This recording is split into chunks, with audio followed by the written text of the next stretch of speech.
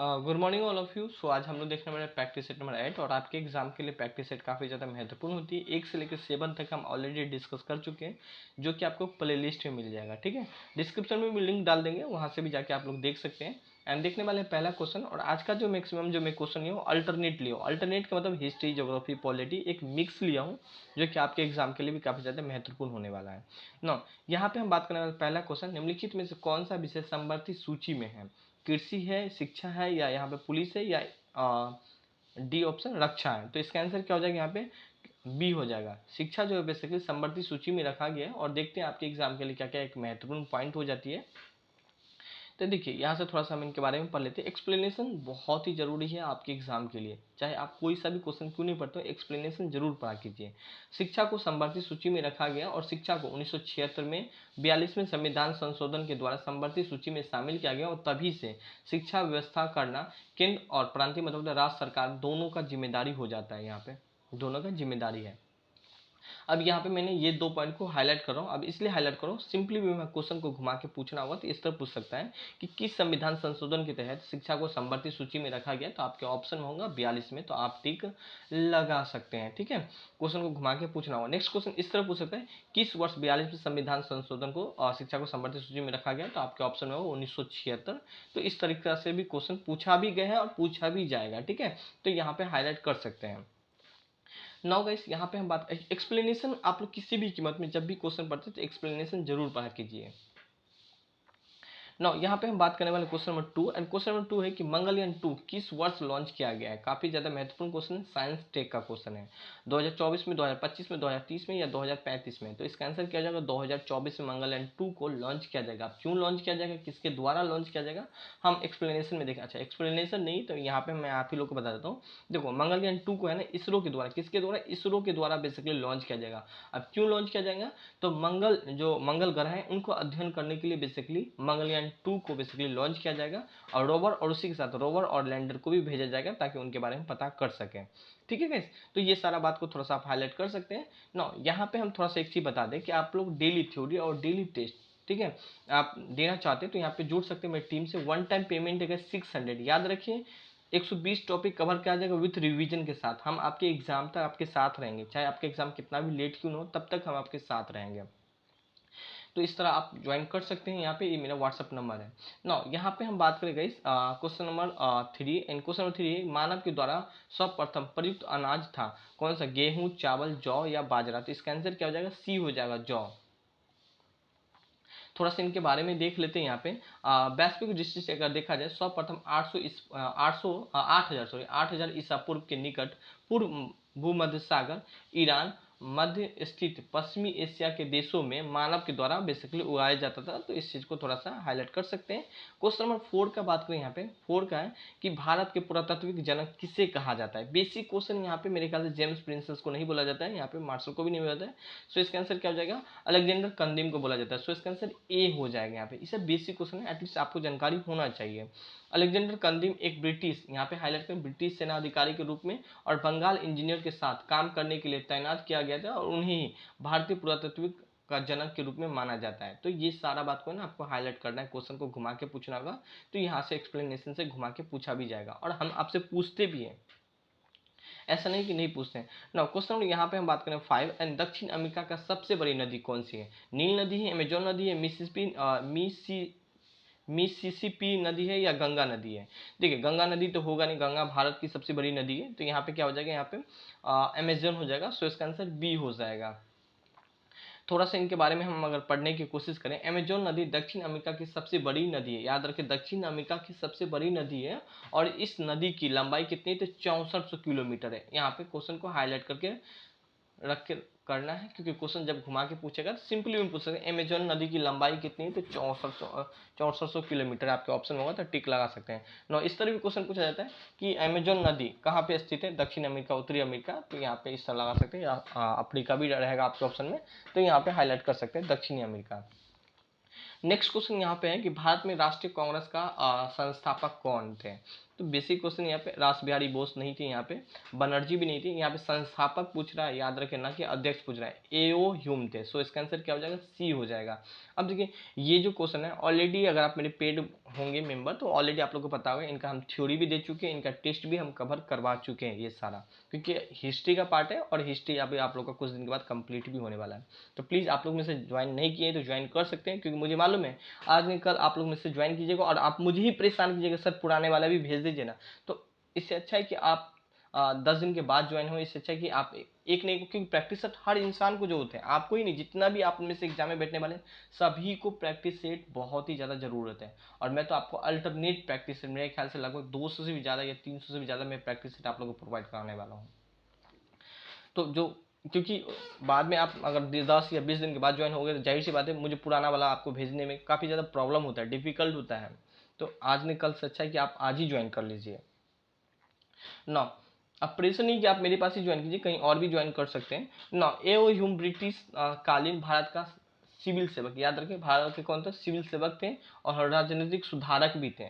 तो यहाँ पे ये 2 पॉइंट को हाईलाइट करना है। और साथ ही क्या थे, एक पक्षी वैज्ञानिक भी थे और कांग्रेस के एक संस्थापक भी थे, और इसे पक्षी विज्ञान का पितामह भी कहा जाता है। याद रखें, देखिए 1 2 3 4 5 क्वेश्चन को 5 तरीका से घुमा के पूछा जाता है। एओ ह्यूम क्या था, तो सिविल सेवक थे, राजनीतिक सुधारक थे, पक्षी वैज्ञानिक थे, पक्षी वैज्ञानिक का पितामह कहा जाते थे, राष्ट्रीय कांग्रेस का संस्थापक थे। तो ये सारा बात को ना आपको हाईलाइट करके चलना है किसी भी कीमत में, ठीक है। क्वेश्चन को ये नहीं कि आप इतना पढ़ के जाएंगे और इतना ही पूछा जाएगा, कभी नहीं, क्वेश्चन को घुमा के भी पूछा जाता है। मैं आप लोग को बार बार बता रहा हूँ इस चीज़ को। बाद में आप मुझे ये नहीं बोलेंगे सर आप मुझे बताएं और आपसे नहीं आया, जी आएगा क्वेश्चन 100%, में 70 to 75% में गारंटी लेता हूँ आपको। 70 to 75% में गारंटी लेता हूँ। अगर आप मेरे सारा थ्योरी और सारा आप मेरे टेस्ट सीरीज लगा के गए हैं, क्वेश्चन अगर नहीं आए, फिर आप मुझे बोल सकते हैं कि सर आपके में से क्वेश्चन नहीं आया। सारा क्वेश्चन आपको दिखेगा जीएस सेक्शन का, और साथ ही करेंट भी आपको दिखने वाला है। भारत रविन्द्रनाथ टैगोर के अपने नाइटहुड की उपाधि किस कारण से त्याग दी थी। तो सविनय अवज्ञा आंदोलन बिल्कुल नहीं होगा, भगत सिंह की फांसी बिल्कुल नहीं होगा। सो इसका आंसर क्या हो जाएगा, सी हो जाएगा, जलियांवाला बाग हत्याकांड। सो इसका आंसर क्या हो जाएगा, सी हो जाएगा गाइस। नाउ थोड़ा सा इनके बारे में हम देखने की कोशिश करें। भारतीय साहित्यिक एक पत्रकार, नोबेल पुरस्कार विजेता रविन्द्रनाथ टैगोर ने कांग्रेस के हुकूमत के विरोध करते हुए अपनी सर की उपाधि बेसिकली लौटा दी थी, और उन्हें यह उपाधि विश्व के सबसे बड़े नरसंहारों में से एक जलियांवाला बाग हत्याकांड को घोर निंदा करते हुए बेसिकली लौटाई थी। तो हाईलाइट कर सकते हैं। नेक्स्ट क्वेश्चन यहाँ पे देखिए बिहार का क्वेश्चन है, और ऑलरेडी हम कुछ दिन के बाद आप लोग को बिहार का भी थ्योरी और प्रैक्टिस सेट प्रोवाइड कराने वाले, जो भी मेरे मेंबर है, टीम मेंबर, हम आप लोग को भी प्रोवाइड कराएंगे। ऐसा नहीं कि नहीं प्रोवाइड कराएंगे, सारा कुछ पेड में नहीं, थोड़ा बहुत हम आप लोग को भी प्रोवाइड करवा देंगे। बिहार में 1857 के विद्रोह सर्वाधिक महत्वपूर्ण नेता थे, अमर सिंह थे, मंगल पांडे थे, कुंवर सिंह थे और या नाना साहब थे। इसका आंसर क्या हो जाएगा, सी हो जाएगा, कुंवर सिंह हो जाएगा। काफी महत्वपूर्ण है, यहाँ से क्वेश्चन पूछा जाता है। नेक्स्ट क्वेश्चन है, नालंदा विश्वविद्यालय के संस्थापक युग कौन सा था, मौर्य, कुषाण, गुप्त या पाल हो जाएगा। सो इसका आंसर क्या हो जाएगा, सी हो जाएगा, गुप्त। ठीक है, थोड़ा सा इनके बारे में देखने की कोशिश करें। यहाँ पे यह विश्वविद्यालय की संस्थापक गुप्त युग में हुआ था, सॉरी इस विश्वविद्यालय की स्थापना गुप्त युग में हुआ था, और इस विश्वविद्यालय में हेमंत कुमार गुप्त के उत्तराधिकारी को पूरा सहयोग मिला है, और गुप्त वंशों की पतन के बाद भी आने वाले सभी शासकों वंशों ने इसकी समृद्धि में अपना योगदान जारी रखा है, और इसी महान सम्राट हर्षवर्धन और पाल शासकों का भी संरक्षण मिला है। तो यहाँ पे है ना ये और ये पाल शासक, ये 2 पॉइंट को आपको हाईलाइट करके चलना है, आपके एग्जाम के लिए काफी महत्वपूर्ण है। नेक्स्ट क्वेश्चन यहाँ पे हम बात करें, भारत में राष्ट्रीय पंचायत दिवस मनाए जाते हैं 21 अप्रैल को, 22 अप्रैल को, 2 अक्टूबर को या 24 अप्रैल को। तो इसका आंसर क्या हो जाएगा, सी हो जाएगा, 24 अप्रैल को। सो इसका आंसर डी हो जाएगा। अब ये किसके द्वारा मनाया जाता है, बेसिकली आप इस चीज को ही याद रखिए, पंचायती राज मंत्रालय के द्वारा हर साल 24 अप्रैल को बेसिकली मनाया जाता है। तो बस इतना ही पॉइंट को आप हाईलाइट कर सकते हैं। भारत में सबसे बड़ा कपास उत्पादक है, तो महाराष्ट्र, गुजरात, पंजाब या हरियाणा। तो देखो आप में से काफी सारे टिक लगा के आते हैं महाराष्ट्र, जी नहीं, महाराष्ट्र नहीं होगा, इसका आंसर गुजरात होगा। जी हम आपकी बातों को समझ पा रहे हैं कि महाराष्ट्र में भी सर काली मिट्टी पाई जाती है। जी काली मिट्टी तो आपको महाराष्ट्र में भी पाई जाती है और गुजरात में भी पाई जाती है, बट सबसे ज्यादा उत्पादक में बात करूँ तो गुजरात में होती है। हालांकि महाराष्ट्र में भी होती है, बट उत्पादक मामले सबसे ज्यादा महाराष्ट्र में। नाउ नेक्स्ट क्वेश्चन यहाँ पे हम बात करने वाले हैं क्वेश्चन नंबर 12, बिहार में निम्नलिखित में से कौन सा रेशम वस्त्र उत्पादक केंद्र है? तो यहाँ पे ऑलरेडी यहाँ पे हाईलाइट की है मैडम, भागलपुर। सो इसका आंसर क्या हो जाएगा? सी, भागलपुर ही होगा। और डालमिया नगर में क्या होता है? सीमेंट के लिए जाना जाता है। डालमिया सीमेंट भी आप सुने होंगे ऐड, अगर आप बिहार से हैं तो। नेक्स्ट क्वेश्चन यहाँ पे हम बात करें, हाल ही में किस शहर में भारत का सबसे अच्छे शहर का खिताब जीता है? गाजियाबाद, इंदौर, लखनऊ, सूरत, यहाँ पे हाईलाइट करना है। सो इसका आंसर बी हो जाएगा, इंदौर हो जाएगा। काफी महत्वपूर्ण पॉइंट है। और यहाँ पे बात करें, यहाँ से क्वेश्चन एक न एक क्वेश्चन आप लोगों को जरूर आपके एग्जाम में दिख जाएगा। थोड़ा सा इनके बारे में देख लेते हैं। स्वच्छ सर्वेक्षण 2021 के अनुसार इंदौर 5वीं बार, हाईलाइट करें, 5वीं बार देश के सबसे स्वच्छ शहरों का किताब बेसिकली जीता है। और इस रिपोर्ट, यह जो रिपोर्ट है बेसिकली आवास एवं शहरी मामला मंत्रालय के द्वारा जारी किया जाता है हर साल। और यह रिपोर्ट के अनुसार सूरत दूसरे स्थान पे और विजयवाड़ा तीसरे स्थान पे रहा है। और उसी के साथ वाराणसी स्वच्छ गंगा के श्रेणी में प्रथम स्थान पे रहा है। तो देखो मैंने कितना पॉइंट को हाईलाइट किया, 1 2 3 4 और 5, 5 पॉइंट को हाईलाइट किया। और यहाँ से देखिए कितना क्वेश्चन, 5 क्वेश्चन बन जाएगा। तो इसलिए मैं बोलता हूँ एक्सप्लेनेशन जरूर पढ़ा कीजिए, कहीं भी अगर आप लोग पढ़ते हैं तो एक्सप्लेनेशन जरूर कीजिए। ना यहाँ पे हम बात करने वाले हैं question number 14 and Uttar Pradesh के पहले वायु प्रदूषण प्रदूषण रोधी टावर का उद्घाटन कहाँ पे किया गया? लखनऊ में, पुणे में, नोएडा में या इंदौर में? तो इसका आंसर क्या हो जाएगा? उत्तर प्रदेश के पहले वायु, यहाँ पे इसका आंसर हो जाएगा सी, नोएडा में किया गया है। करेंट का क्वेश्चन है। नेक्स्ट क्वेश्चन यहाँ पे हम बात करें 15, राष्ट्रीय जल मार्ग 1 जो बेसिकली जोड़ता है, तो बिल्कुल बेसिक क्वेश्चन है, हल्दिया टू इलाहाबाद, मतलब हल्दिया को इलाहाबाद से बेसिकली जोड़ता है। नेक्स्ट क्वेश्चन यहाँ पे हम बात करें, और क्वेश्चन काफी महत्वपूर्ण है, कौन सा सैटेलाइट से लेस, करेंट का क्वेश्चन है, कौन सा सैटेलाइट से लेस होने वाले पहले राष्ट्रीय उद्यान बन गया है? जिम कॉर्बेट राष्ट्रीय उद्यान, काजीरंगा राष्ट्रीय उद्यान, साउथ बटन राष्ट्रीय उद्यान, ग्रेट हिमालय राष्ट्रीय उद्यान? आंसर क्या हो जाएगा? काजीरंगा राष्ट्रीय उद्यान। अब काजीरंगा राष्ट्रीय उद्यान है कहाँ पे, किस राज्य में? तो असम में, यहाँ पे जो कि यहाँ पे लिखा भी है, ठीक है। असम में Kaziranga national park satellite phone से लेस होने वाला पहला भारत का राष्ट्रीय उद्यान बन गया है, तो हाईलाइट कर सकते हैं। नेक्स्ट क्वेश्चन यहाँ पे हम बात करने वाले हैं, क्वेश्चन नंबर 17, भारत का पहला घास संरक्षण केंद्र कहाँ पे खोला जाएगा? करेंट का क्वेश्चन है, असम, महाराष्ट्र, गुजरात या उत्तराखंड? तो इसका आंसर क्या हो जाएगा? यहाँ पे उत्तराखंड हो जाएगा। सो इसका आंसर डी हो जाएगा। नाउ नेक्स्ट क्वेश्चन यहाँ पे हम बात करने वाले, क्वेश्चन काफी महत्वपूर्ण है, बंगाल विभाजन करने वाला गवर्नर जनरल कौन था? कर्जन था, कैनिंग था, मिंटो था या मेयो था? तो लॉर्ड कर्जन हो जाएगा। सो इसका आंसर ए हो जाएगा यहाँ पे। अब देखते हैं इनके बारे में क्या क्या पॉइंट को हाईलाइट करना है। तो बंगाल विभाजन लॉर्ड कर्जन के काल में 1905 में किया गया था, और इसका निर्णय की घोषणा 20 जुलाई 1905 को किया गया था, और तथा 16 अक्टूबर 1905 में लागू किया गया था। डेट याद रखना है, सभी का डेट नहीं, मैं जिस इसका डेट आप लोगों को बोलता हूँ इसका आपको डेट आपको एटलीस्ट याद रखना ही है, क्वेश्चन पूछा जाता है। 1905 को हाईलाइट करना है, 20 जुलाई 1905 को, 16 अक्टूबर 1905 को। तो यहाँ पे कुछ हो ना हो, बार 1905 है ना, ये पॉइंट को या तो किसी भी कीमत में आपको रखना ही है, ठीक है। तो 1 2 3 ये 3 पॉइंट को आपको हाईलाइट करना है। नाउ यहाँ पे हम बात करने वाले हैं क्वेश्चन नंबर 19, भारतीय राष्ट्रीय कांग्रेस का दूसरा अधिवेशन, ठीक है, की अध्यक्षता किसने की थी? बेसिक क्वेश्चन, बनर्जी नहीं की थी, यहाँ पे दादा भाई नौरोजी होगा।